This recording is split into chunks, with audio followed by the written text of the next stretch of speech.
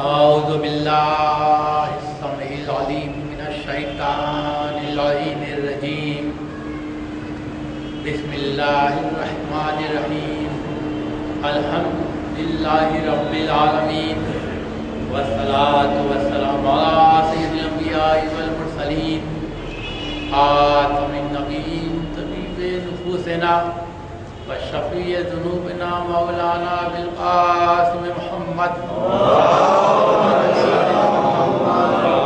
الطیبین الطاہرین المعصومین المظلومین صلاۃ اللہ علی داہم والغاصب حقوقہم اجمعین من یومنا ھذا الی یوم الدین اما بعد قال اللہ تعالی تبارک فی کتاب المجید والفرقان الحمید وقوله الحق بسم اللہ الرحمن الرحیم اقرأ باسم ربک الذی خلق خلق الانسان من علق اقرأ وربک الاکرم الذی علم بالقلم علم الانسان ما لم یعلم صلوات میں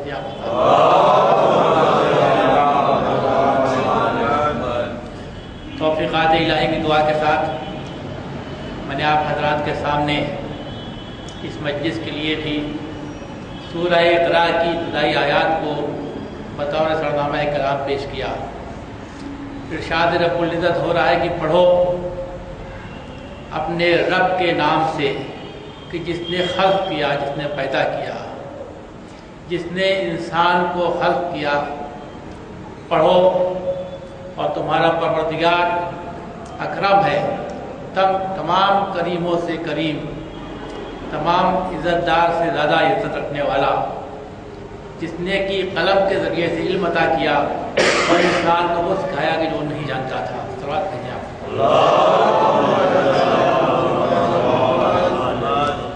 ان آیات کے ذیل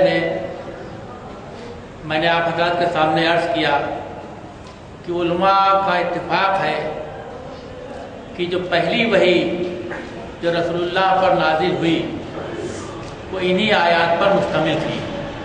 سورہ اقرأ کی ابتدائی 5 آیتیں، اور ان آیتوں میں قلم کا تذکرہ کیا گیا، اور میں نے یہ بات عرض کی تھی کہ رسول اللہ جن کو اللہ نے اپنا پیغمبر بنایا تو مصطفیٰ کیا اور مجتبیٰ کیا، ان پر ایک الزام یہ آتا ہے کہ یہ پڑھے لکھے نہیں تھے، ان پڑھ تھے، کسی کے آگے انہوں نے تعلیم حاصل کرنے کے لیے زانو ادب طے نہیں کیا تھا، کیونکہ ہمارا آج کا دستور بھی ہے، ہمارے یہاں بھی ہے کہ جس کو علم حاصل کرنا ہے وہ مدرسوں میں جائے یا علماء کے پاس جائے، ان سے علم سیکھے۔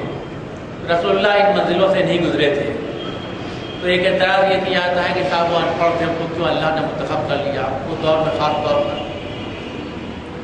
تو یہاں بھی دیکھیے علم کے لیے قلم کا تذکرہ کیا گیا، اور قلم بھی کیا چیز ہوتی ہے؟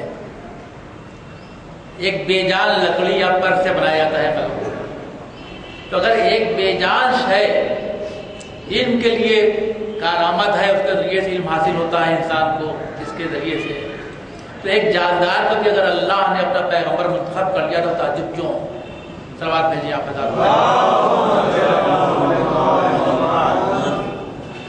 ان آیات میں پڑھنے کے بعد انسان کو جو متوجہ کیا گیا وہ اس کی خلقت کی طرف ہے کہ اس کو الگ سے جمے ہوئے خون کی پھٹکی سے ایک لوتھڑے سے پیدا کیا گیا اس کو، تاکہ انسان غور کرے کہ اس حقیر و پست صورت سے وہ اس صورت تک آنے کے درمیان میں کس نے اس پر یہ احسان کیا، کس نے اس پر یہ کرم کیا جو اس کو یہ شکل صورت عطا کی اور صلاحیتیں عطا کی، یعنی اپنے رب کی انسان معرفت حاصل کرے۔ صلوات بھیجیے آپ کے ساتھ۔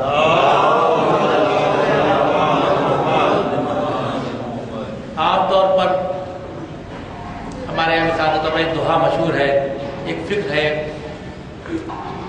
کہ گرو گوبند دو کھڑے کاکو لاگے پائے بلیہاری گرو آپ نے گوبند دیو بتائے۔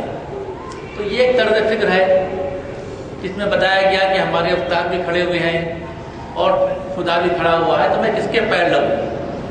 اس کے بعد وہ کہنے والا کہتا ہے کہ میں قربان جاؤں اپنے استاد پر کہ جس نے ہم کو خدا کو بتا دیا، گوبند کو بتا دیا۔ تو یہ اسلامی فکر نہیں ہے، اسلامی فکر یہ ہے کہ اللہ کی معرفت کے لیے کسی استاد یا بتانے والے کی ضرورت نہیں ہے. اللہ کی معرفت خود انسان کی فطرت میں ہے. ذرا سا انسان غور کرے کہ کس نے ہم کو اس پست اور حقیر وجود سے نشو و نما دے کر کے یہ صورت ہم کو بنایا ہے. اب کوئی سوچے کہ صاحب کسی انسان کا نام لے لے, کسی دیوتا کا نام لے لے, کسی فرشتے کا نام لے لے, تو خود دیکھا کہ دنیا میں بہت سے ایسے لوگ ہیں کہ جو اس انسان کو پر کوئی عقیدہ نہیں رکھتے, اس دیوتا کو لوگ نہیں مانتے, ایسے لوگ بھی جو خدا کو بھی نہیں مانتے. تو ان کو کتنے شکل صورت تھی انسان بنایا. جب پوری دنیا میں, پوری کائنات میں کروڑوں لوگ موجود ہیں, ہمارے سامنے اربوں لوگ موجود ہیں جو کسی مخصوص انسان کو نہیں مانتے, کسی مخصوص دیوتا کو نہیں مانتے, تو ماننا پڑے گا کہ سب سے بالا تر بھی کوئی ذات ہے جس نے یہ وجود بخشا ہے.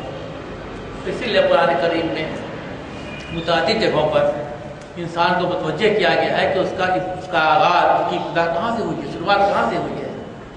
سورہ دہر میں ارشاد ہوا حل اتی الانسان حین من الدہر لم یکن شیئا مذکورا. کیا انسان پر ایسا وقت بھی گزرا ہے کہ جب وہ کوئی قابل ذکر شے تھا ہی نہیں. انا خلقنا الانسان من نطفۃ امشاج نبتلیہ فجعلناہ سمیعا بصیرا.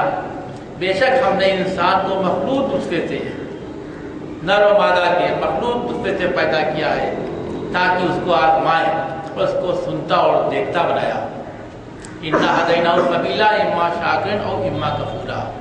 ہم نے بے شک انسان کو سیدھی راہ کی ہدایت کر دی ہے, اب چاہے تو ہمارا شکریہ ادا کرے اور چاہے ہمارا انکار کرے. صلوات بھیجیے آپ.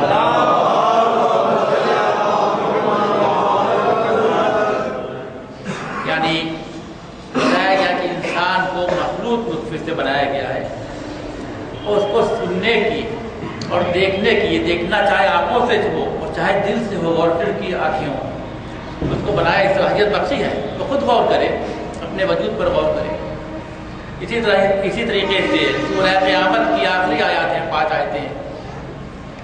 یحسب الانسان ما یترک سدی.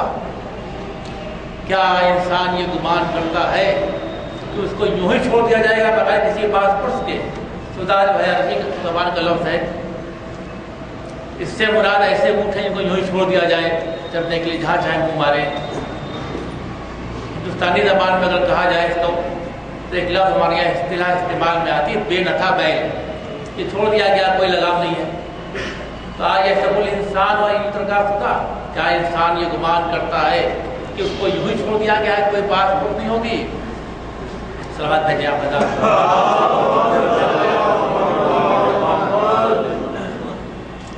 اس کے بعد کہا گیا کہ ام لکم نطفۃ من منی یمنی. کہ کیا انسان جو رحم میں منی ڈالی جاتی ہے اس کا ایک قطرہ نہیں تھا. ثم کان علقۃ فخلق فسوى. پھر وہ ایک جب ان کی پھٹکی کی طرح ہوا جس کو ہم نے خلق کیا اور اس کو ہم نے سنوارا بنایا. صلوات بھیجیے آپ.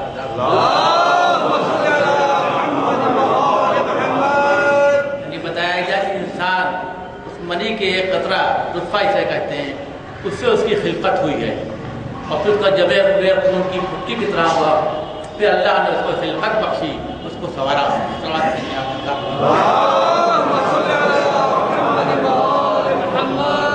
تو یہ آغاز کی طرف اشارہ کیا گیا انسان کا. اس طریقے سے انسان کا آغاز اتنی پست شے سے ہوا ہے, حقیر شے سے ہوا ہے. تو اس کے بعد اب آدمی اگر کوئی بہت لطرانی چھوڑے, بہت اپنی پاکیزگی اور باغ دامنی کا تذکرہ کرے, تو اس سے وہ میل نہیں کھاتا. اس لیے کہ جو کچھ بھی صلاحیتیں اس کے پاس ہیں وہ اللہ ہی کے عطا کرتا ہے.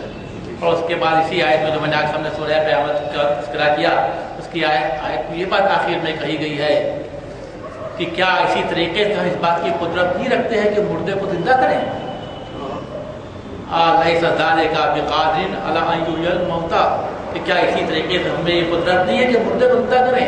یعنی جس طریقے سے ایک نجس قطرے سے ہمیں کوئی وجود بخشا ہے, کیا یہ اس بات کی دلیل نہیں کہ ہم اتنی قدرت رکھتے ہیں کہ ہم مردے کو زندہ کریں.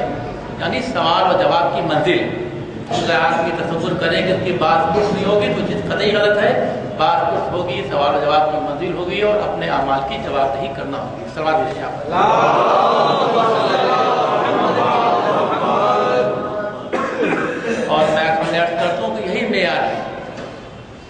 قیامت میں سوال اور جواب کی منزل کا عقیدہ کہ وہ تمام نظریات اور عقائد باطل ہیں کہ جو اس منزل کو ہلکا کرتے ہیں۔ آپ کو کسی بہت قابلیت کی ضرورت نہیں ہے، بہت عربی مہارت کی ضرورت نہیں ہے، بہت قرآن کریم کے آیات کے دقیق مطالعہ کی ضرورت نہیں ہے، صرف کامن سینس کی ضرورت ہے، عام فکر کہ ہم کو جو یہ وجود بخشا گیا، ایک پس شے سے ترقی دے کر کے اس منزل تک لایا گیا،